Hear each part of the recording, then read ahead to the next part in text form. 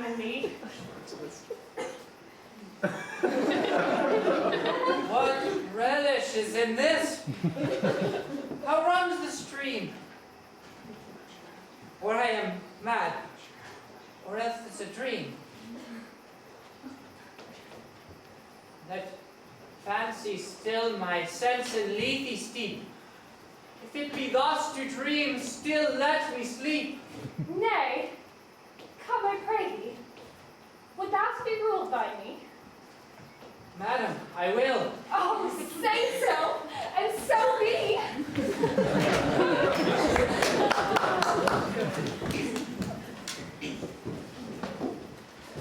Nay, I pray thee, put on this beard and this gown, and make him believe that thou art Sir Thomas the curate.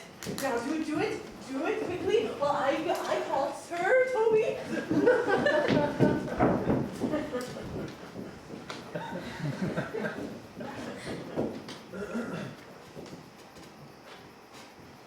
Well, I'll put it on. I will disassemble myself in it.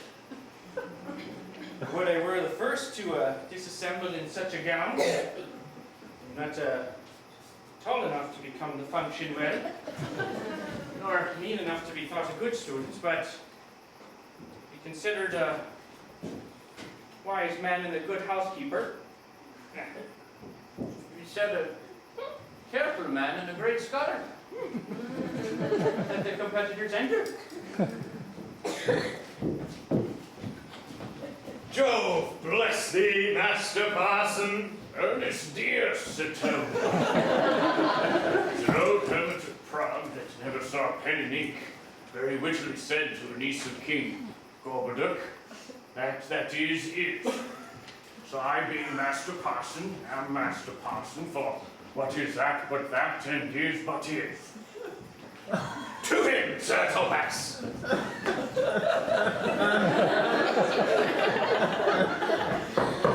What ho, I say peace in this prison.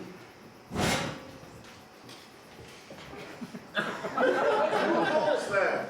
Sir Thomas the curate who wishes to visit Malvolio the lunatic. Sir Thomas, good Sir Thomas, go to my lady. Out, hyperbolical fiend, how vexest thou this man? Talkest thou nothing but of ladies? Well said, Master Parson. Sir Thomas, never was a man thus wronged. Good Sir Thomas, do not think I am mad. They've laid me here in hideous darkness. Aye, thou dishonest Satan. I address thee by the noblest of terms, for I am one of the gentle ones that will use the devil himself with courtesy. Sayest thou that the house is dark? As hell, Sir Thomas. Why, it hath bay windows as clear as barricadoes, and the clear stones towards the north, south, are as lustrous as ebony. And yet thou complainest of obstruction? I'm not mad, Sir Thomas. I say to you, this house is dark. Madman, thou errest. There is no darkness but ignorance, in which thou art more puzzled than the Egyptians in their fog. I say, this house is as dark as ignorance, though ignorance were as dark as hell. And I said, there never was a man thus abused. I am well in my wits as you are. Make the trial of it in any constant question.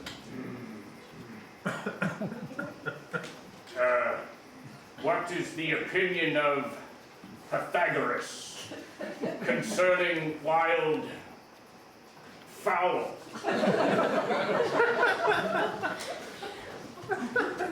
That the soul of our grandam might happily inhabit a bird.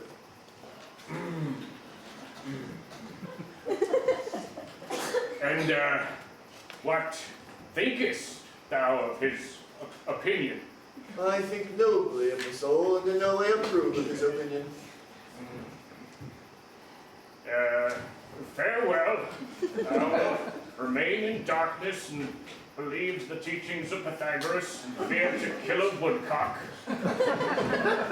Very well. Sir Thomas! Sir Thomas! My exquisite, Sir Tobin.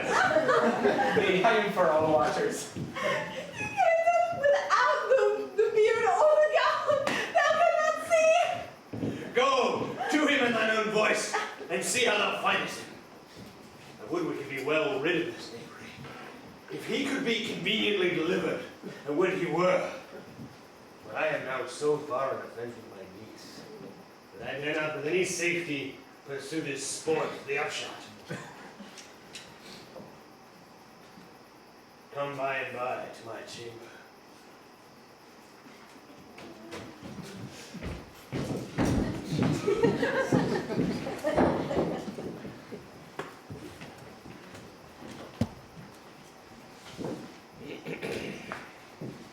Hey, Robin, jolly Robin, tell me how the lady does. Fool! My lady is unkind and hurting. Fool! Alas, why is she so? Fool, I say! She loves another. Who calls, huh? Good fool, as ever thou wilt deserve well at my hand, help me to a candle, ink, pen, and paper. As I am a gentleman, I will live to be thankful to thee for it. Master Malvolio? Aye, good fool. Alas, sir, how fell you beside your 5 wits? Oh, fool, I say, never was a man thus wronged. I am as well in my wits, fool, as thou art. Well, you can't be that well in your wits if you're in the wits of a fool. They have here propertied me, keep me in darkness, send ministers to me, asses. Do all they can to face me out of my wits. Advise what you say. The minister is here. Malvolio, Malvolio, the wits in thy heavens restored. Amend thyself to sleep and leave thy vain fiddle babble. Sir Thomas! Sir Thomas! Exchange no words with him, good fellow. Oh, I, sir? Oh, not I, sir. Very, sir. Amen. I will, sir. God be with you, Sir Thomas. Fool? Fool! Alas, sir, I am shent for speaking to you. Good fool, help me to some ink, pen, and paper. I tell you I'm as well in my wits as any man in Illyria. I will do as you ask, but tell me first. Are you really mad? Or do you but counterfeit? I am not mad, believe me, I tell you true. I will never know a madman till I see his brains. I will fetch you light and paper and ink. Good fool, I'll requite it in the highest degree. I prithee be gone.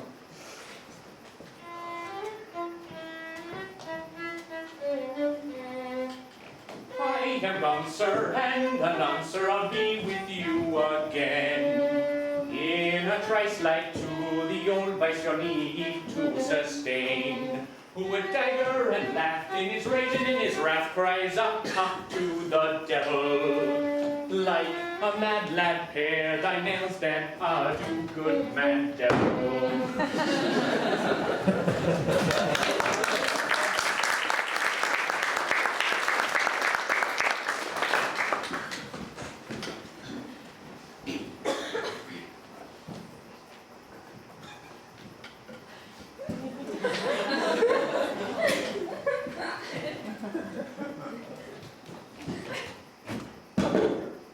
This is the air, that the glorious sun.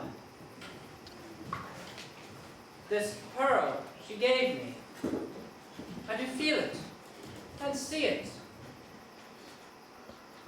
And though 'tis wonder enwraps me thus, 'tis not madness.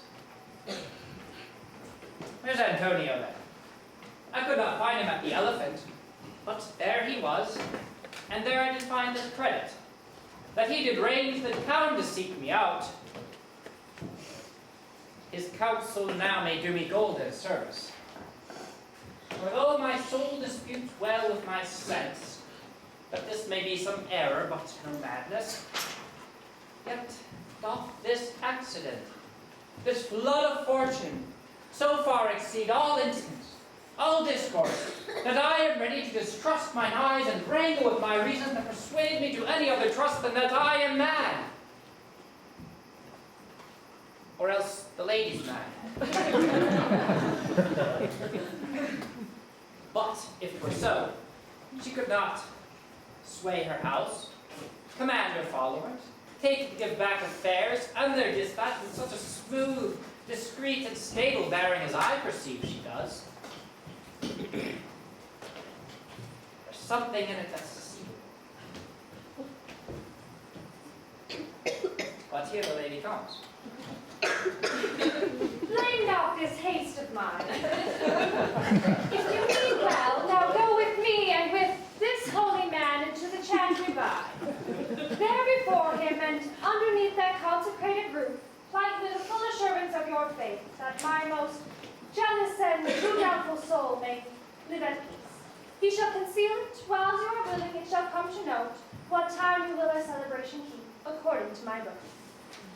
What do you say? I'll follow this good man, and go with you, and having sworn truth, ever will be true. Then lead the way, good father, and heaven so shine that they may fairly note this act of mine.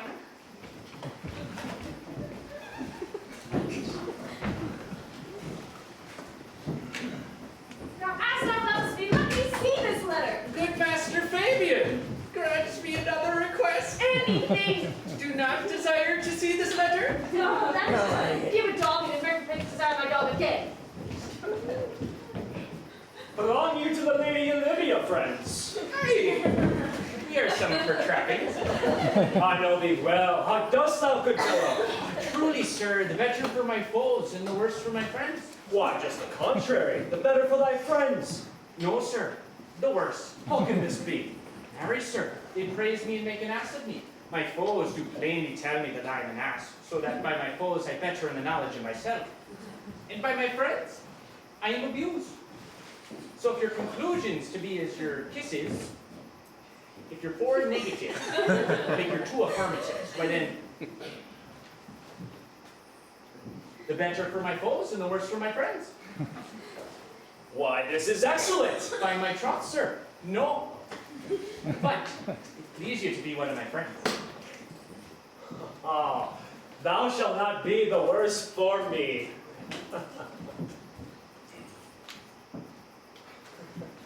There's gold. But double dealing, sir, I could have another. Oh, you give me your counsel. Put your grace in your pocket for just this once and let your flesh and blood obey. Well, I be so much a sinner to be a double dealer. There's another. Primo secundo tertio. It's a good play, and the old saying is, the third pays for all. A triptych, sir, is a good tripping measure. And the bells of St. Bennet, sir, may put to your mind 1, 2, 3. You can pull no more money out of me at this throw. If you will let your lady know I am here to speak with her and bring her along with you, it may awake my bounty further. Ah. Marry, sir, lullaby to your bounty. I will go to her. But I would have you know that my desire for heaven is not a sin of covetousness. No, sir. But, like you said, let your bounty take a nap, and I will awaken it anon.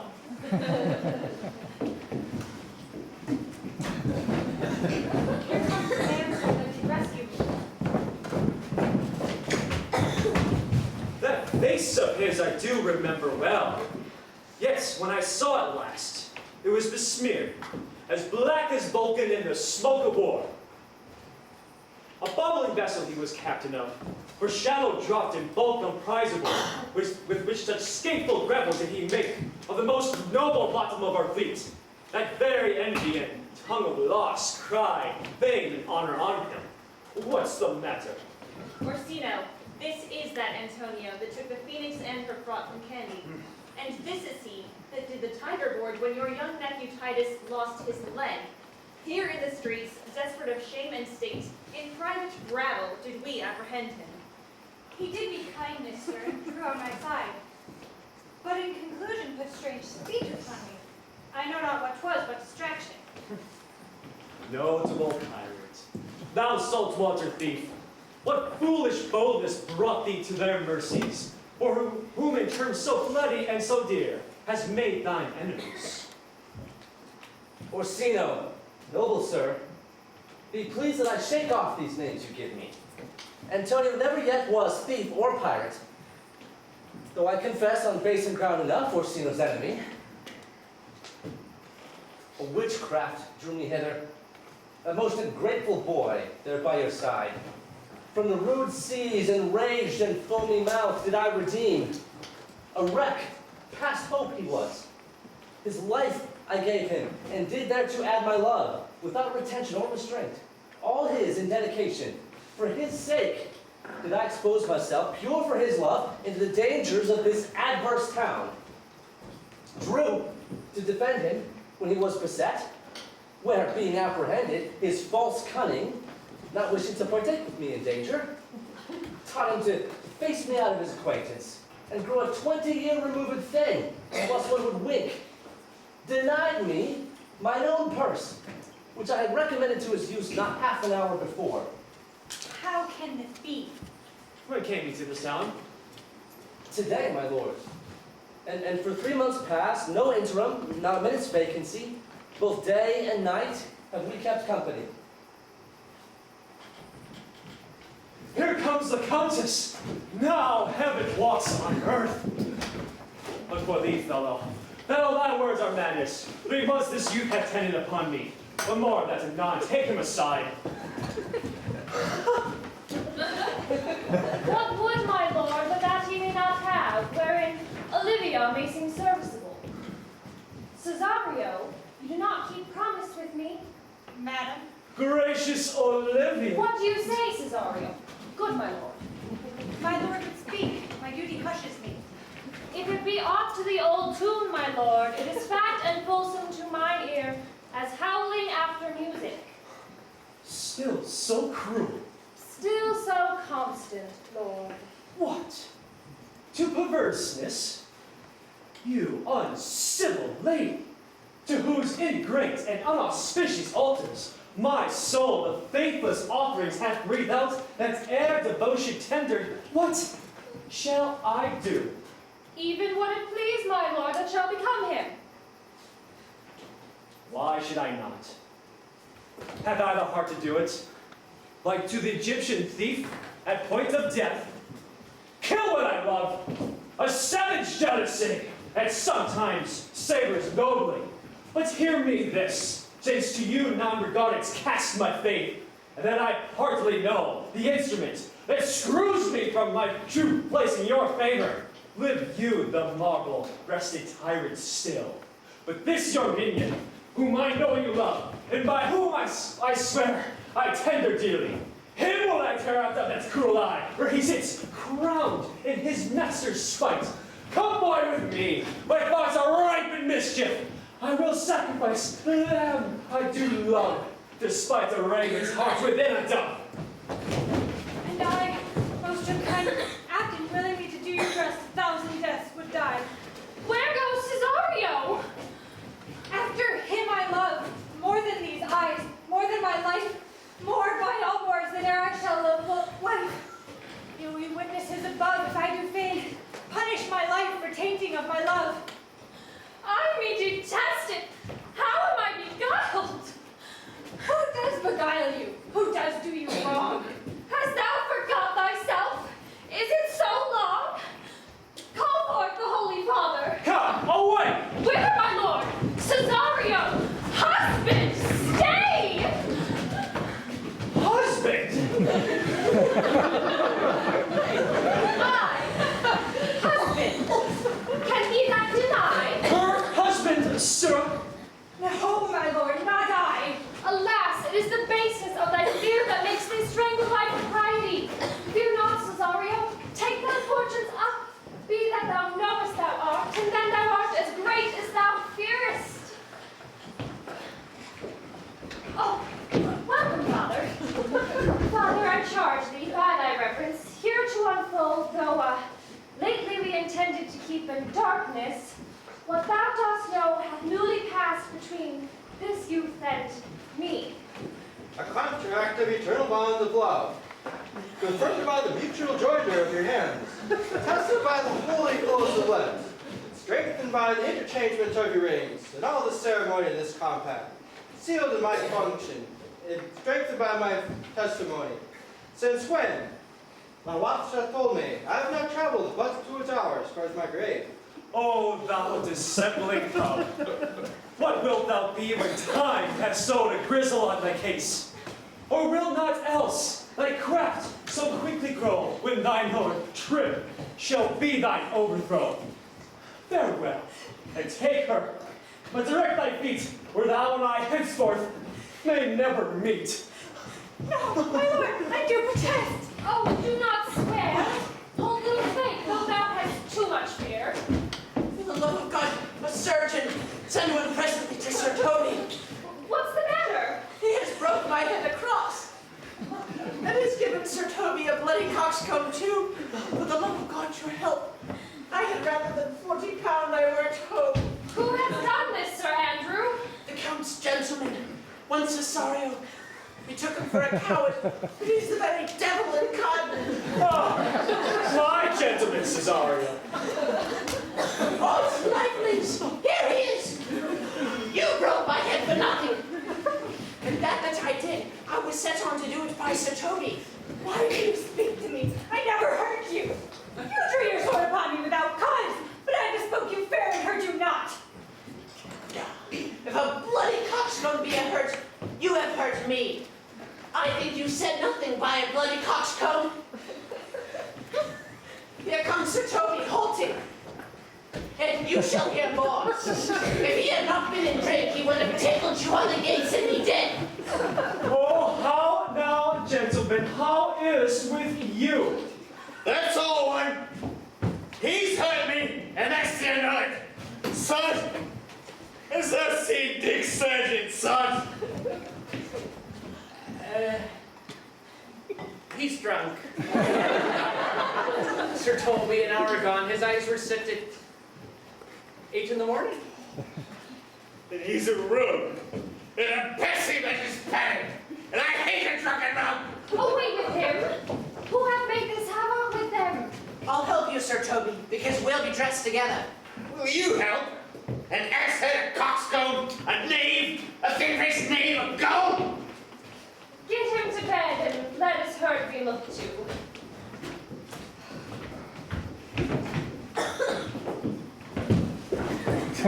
Sorry, madam. I've heard your kinsman. But had it been the brother of my blood, I must have done no less with wit and safety. You throw a strange regard on me. From that you perceive it hath offended you. Pardon me, sweet one, even for the vows we have made each other but so late ago. One face, one voice, one habit, and 2 persons. A natural perspective that is and is not. Antonio. My dear Antonio, how have the hours racked and tortured me since I lost you? Sebastian, are you? Fearest thou that, Antonio? How have you made division of yourself? An apple cleft in two is not more twin than these 2 creatures. Most wonderful.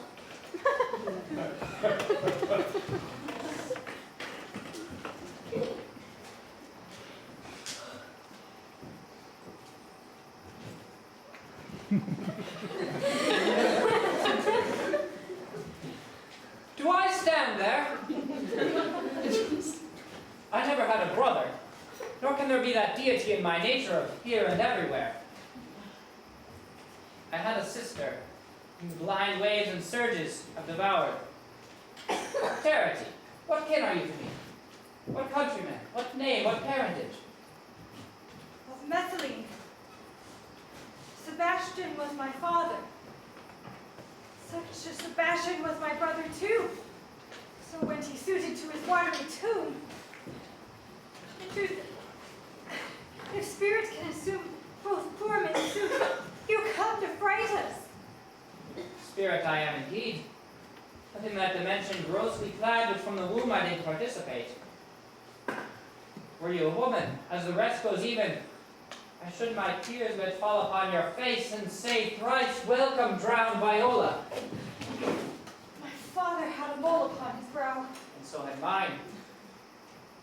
Died that day when Viola from her birth numbered 13 years.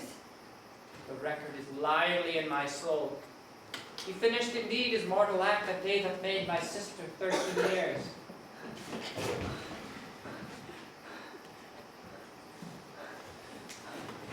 If nothing lacks to make us happy both, but this my masculine usurped attire, do not embrace me till each circumstance of place, time, fortune do cohere and jump, that I am Viola.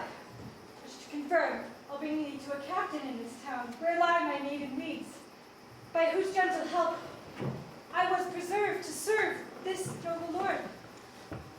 All occurrence of my fortune since hath been between this lady and this lord.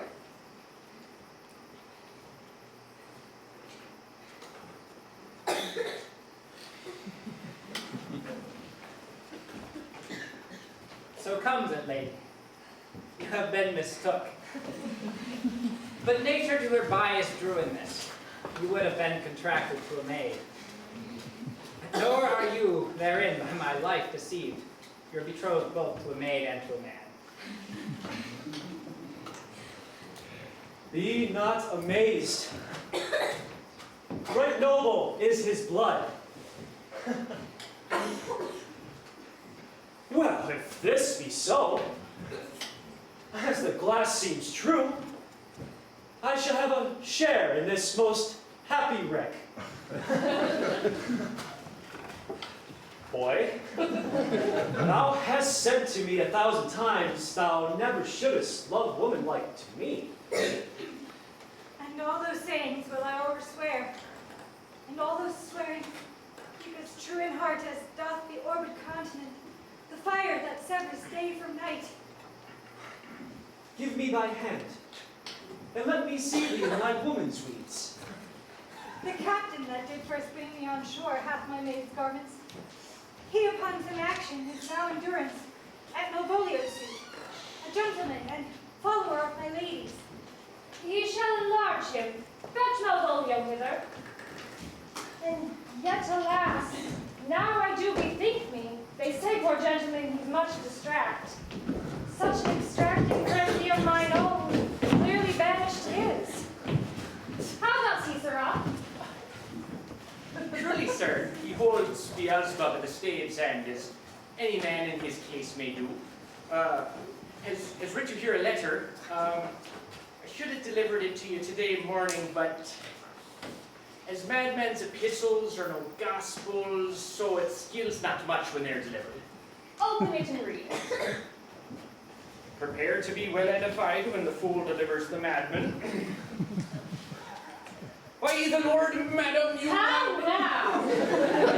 Art thou mad? No, I do but read, madam. Your ladyship should have it as it ought to be. You must allow vox. Prithee, read in thy right wits.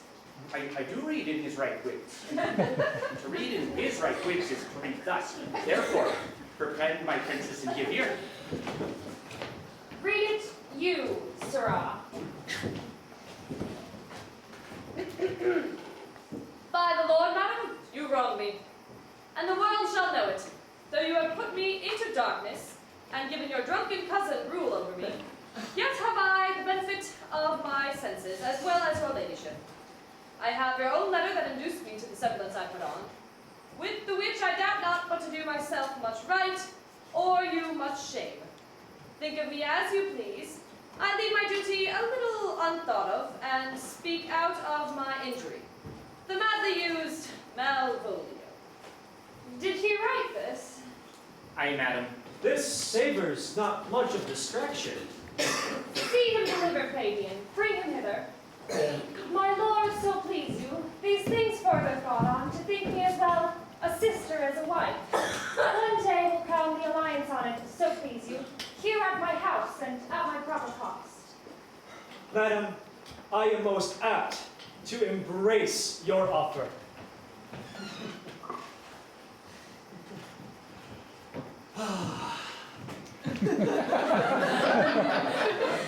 Your master quits you.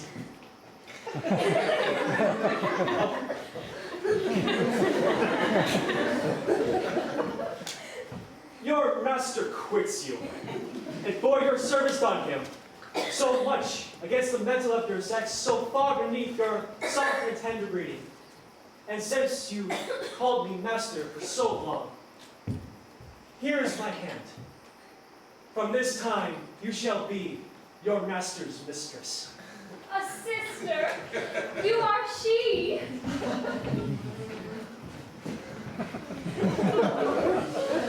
Is this the madman? I, my lord, the same. How now, Malvolio? Madame, you have done me wrong. Notorious wrong. Have I, Malvolio? No. Madame, you have. Pray you peruse that letter. You cannot deny that it is your hand. Write from it if you can, in hand or phrase, or say it is not your seal nor your invention. You can say none of this. Well, grant it then, and tell me in the modesty of all honor, why you have given me such clear lights of favor. Bid me come smiling and cross-gartered to thee, to put on yellow stockings and to frown upon Sir Toby and the lighter people. And, having acted this in obedient hope, why have you suffered me to be imprisoned, kept in a dark house, visited by a priest, and made the most notorious get and go that ever invention played upon? Tell me why. Alas, Malvolio, this is not my writing, though I confess much like the character, but of the question, 'tis Mariah's hand.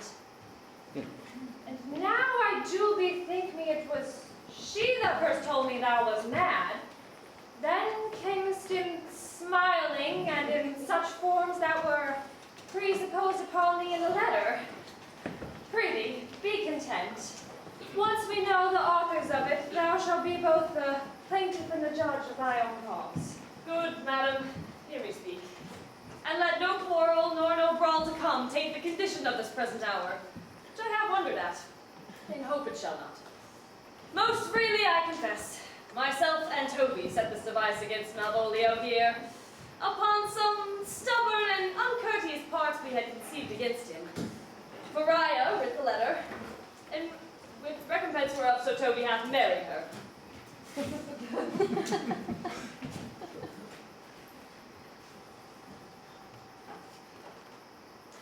Alas, poor fool, how have they baffled thee?